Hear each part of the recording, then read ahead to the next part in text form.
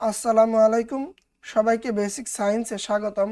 আজকের ক্লাসে আমরা পরিসংখ্যানের একটি গুরুত্বপূর্ণ টপিক প্রচুরক নির্ণয় নিয়ে পড়ালেখা করব। তো প্রচুরক মানে কি? প্রচুরক মানে হচ্ছে একটা পরিসংখ্যানে যে উপাত্তটা সর্বাধিক বার অর্থাৎ সর্বোচ্চ বার আছে ওইটাই প্রচুরক। তো আমাদের দেখো এখানে অনেকগুলো উপাত্ত দেওয়া আছে, এটা প্রচুরক বের করতে হবে। এখানে সর্বাধিক বার কে আছে? দেখো 2 আছে একবার, 2 বার, 3 বার, 4 বার। 9 একবারই আছে, 7 একবার, 5 আছে আবার 2 বার, 15 একবার, 13 একবার, 8 একবার। তাহলে এখানে সর্বোচ্চ বার কে আছে? 2। তাহলে উত্তর হইতো 2।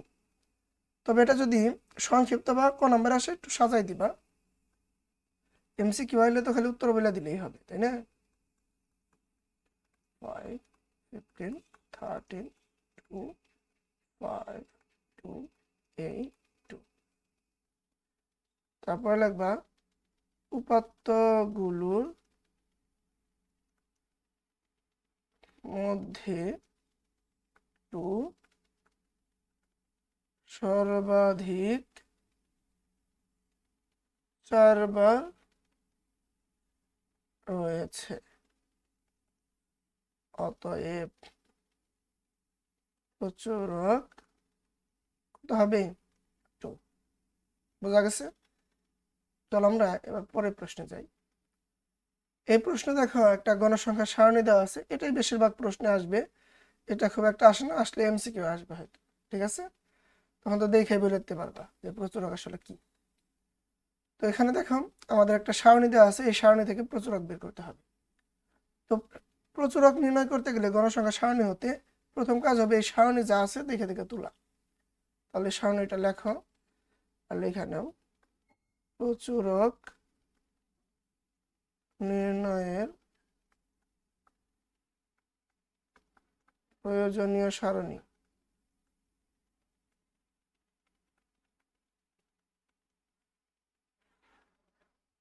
সেম এই সারণীটাই তুলবা।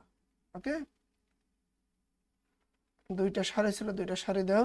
কলাম ছিল 1টা 2টা 3টা 4টা 5টা 6টা, 6টা কলাম দাও। 1 2 3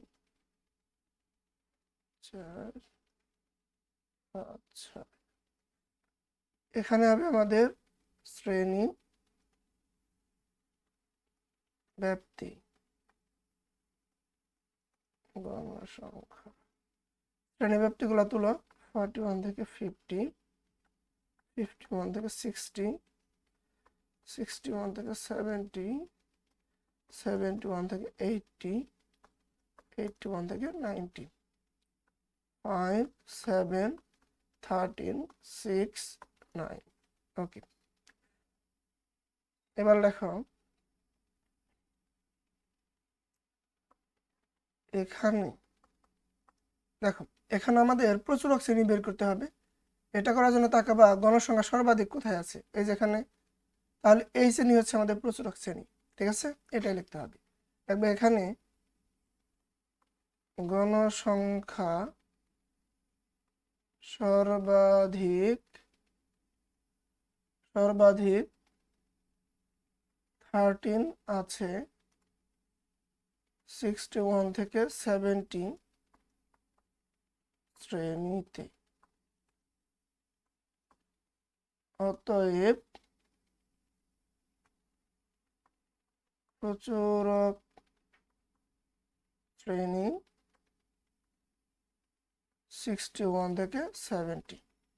ঠিক আছে, লিখলাম। এবার লিখতে হবে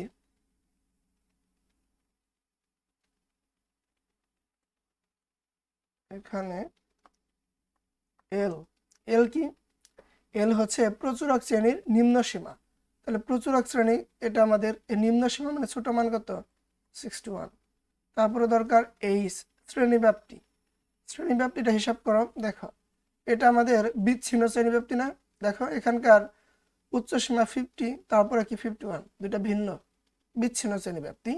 আর বিচ্ছিন্ন শ্রেণী ব্যাপ্তিতে শ্রেণী ব্যাপ্তির মান হিসাব করার উপায় হচ্ছে এর ছোট মান থেকে এর বড় মান পর্যন্ত কাউন্ট করতে হবে, আর এটা সহ। তাহলে 41 সহ কাউন্ট করো। 41 42 43 44 45 46, 47, 48, 49, 50, তাহলে কত আসলো 10, তাই না? ইয়েস।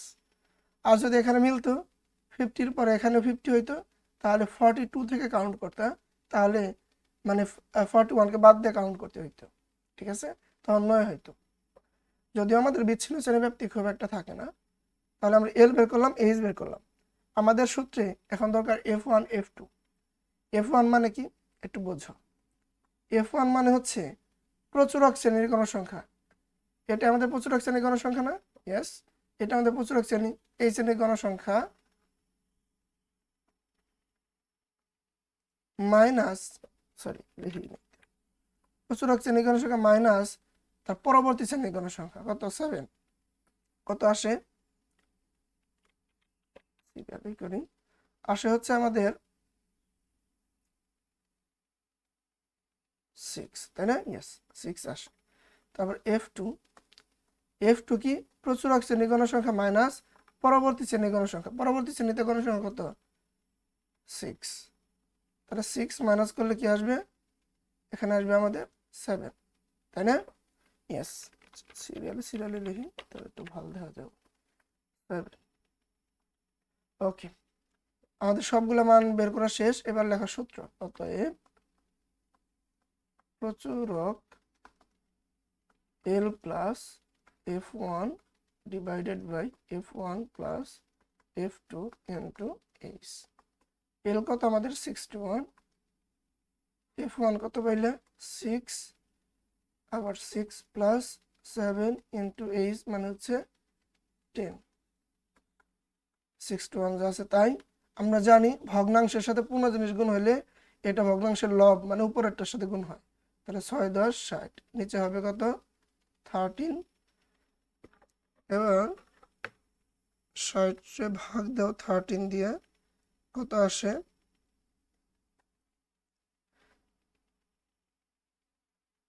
আসে হচ্ছে 4.6153 ... যাই হোক, আমরা নিব দশমিকের পরে 2 ঘর পর্যন্ত। তাহলে তাকাবা 3 নাম্বার ঘরে।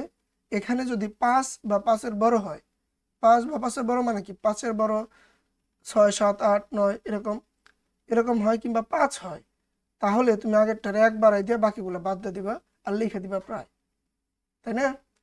তো আমরা যেহেতু এখানে 5 আছে, তাহলে আগেরটারে 1 বাড়াই দিলে কত হবে? 1টা হয়ে যাবে 2, মানে আগের ঘরের দশমিকের পরে যে আগের ঘরটা আছে, এই 5-এর আগের ঘর, এটার 1 বাড়াই দিতে হবে। তাহলে তুমি 1 বাড়াও, বাকিগুলো মুছা দাও। যেহেতু 5 ছিল, সব মুছা দিয়ে ওই 1 রে কত বানাই দিলেই হবে? 2 বানাই দিলেই হয়ে যাবে। এটা আমাদের আসন্ন মান বের করলাম আর কি। এবার যোগ দাও 61 প্লাস 4.62, কত আসলো? 65.62। আর যেহেতু এখানে তুমি পুরা মানটা নিছিলা না, ওই যে আমরা আসন্ন মানে নিলাম 5 টাকার কারণে 3 নাম্বার ঘরে আগেরটার 1 বাড়াই দিলাম, দ্যাটস ওয়াই লাস্টে প্রায় লিখে দিতে হবে, ঠিক আছে? আচ্ছা, তো আশা করি বুঝতে পারছো। তাহলে প্রথম কাজ কি? এই সারণীটা যা আছে দেখে দেখে তোলা। তারপর গণসংখ্যা কোথায় সর্বাধিক আছে ওই শ্রেণীটা তুমি প্রচুরক শ্রেণী ধরে ওইটা নিম্ন সীমারে এল ধরবা। তারপর এইচ হিসাব করবা, যদি বিচ্ছিন্ন হয় এরকম, তাহলে এটা সহ এর ঊর্ধ্বসীমা পর্যন্ত কাউন্ট করলে হয়ে যাবে। F1 কি? প্রচুরক শ্রেণীর গণসংখ্যা মাইনাস তার পূর্ববর্তী শ্রেণীর গণসংখ্যা।